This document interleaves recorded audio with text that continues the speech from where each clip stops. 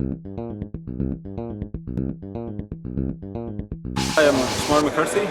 I work with the IMMI project, amongst other things, and I generally go around and try to work towards freedom of speech online and offline.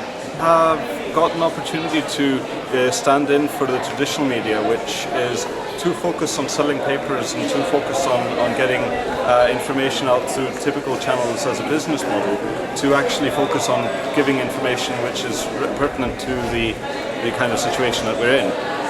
If you look at, as was said earlier today, there were, when the Tunisian revolution was starting, it wasn't the traditional media that picked up on it, it was actually Anonymous that picked up on it, and they were starting to spread the word. So, I mean, that's kind of where it all comes to. If the traditional media aren't willing to do it, then you and me will. Well, it's... I think that the tools are becoming too centralized.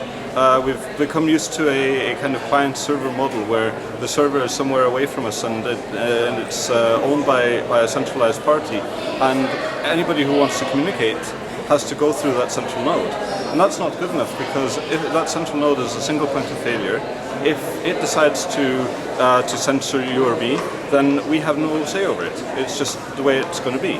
So we need to replace all of these technologies with distributed technologies, and we've got a few. We've got email, we've got the finger protocol, we've got the ability to run web servers on our cell phones now.